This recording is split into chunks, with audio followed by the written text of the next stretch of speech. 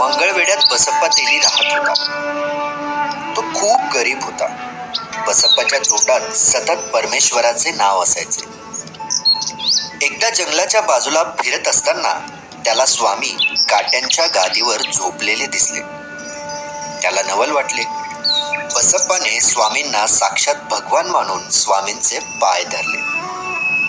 स्वामींचे चरण स्पर्श होताच तो ज्ञानी झाला. तेव्हापासून बसप्पा रात्रंदिवस स्वामींची सेवा करू लागला. स्वामी जिकडे जातील तिकडे तो जाऊ लागला. जेव्हा बसप्पा घरी जाई त्यावेळी स्वामींच्या नादी लागला म्हणून त्याची पत्नी त्याला बडबड करीत असे. बसप्पा तिच्याकडे लक्ष न देता तो जंगलात स्वामी सेवेसाठी निघून जाई. एकदा जंगलात बसप्पा स्वामींच्या पाठीमागून जात असताना स्वामी म्हणतात, बसप्पा, अरे बाबा, घरदार सोडून तू माझ्या मागे असा रानावनातून का हिंडतोस? अरे तुझ्या घरात 2 वेळचे खायला अन्न नाही म्हणून तुझी बायको मोलमजुरी करून कसं तरी दिवस रेटते. जा बाबा जा, घरी जा आणि सुखाने संसार कर. महाराज, मला असं दूर नका लोटू.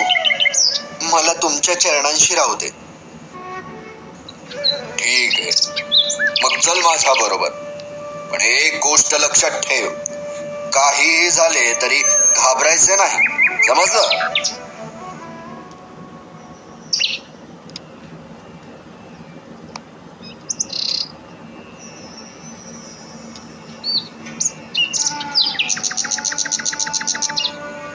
महाराज, महाराज, साप साप.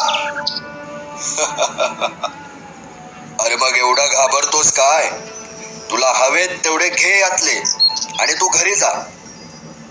परमार्थ आता खूप झाला. आता घरी जाऊन सुखाने संसार कर.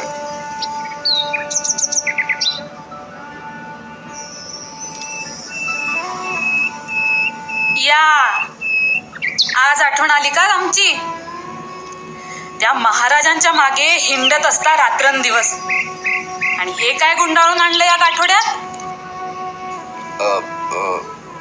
साप. थांब, दाखवतो तुला.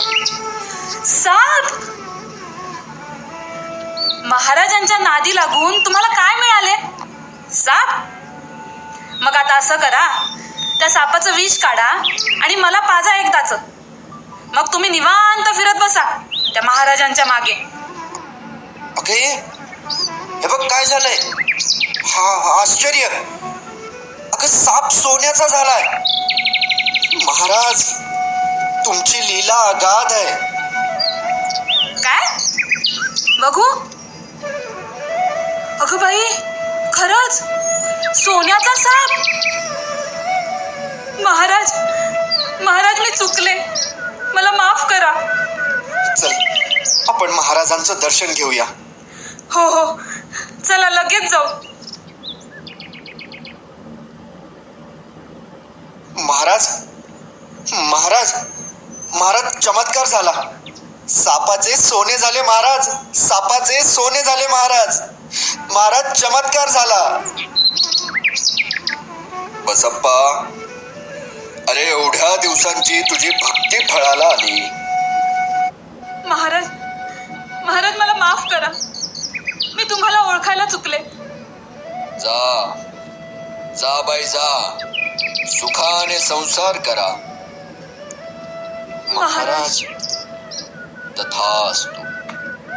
भिवू नकोस, मी तुझ्या पाठीशी आहे.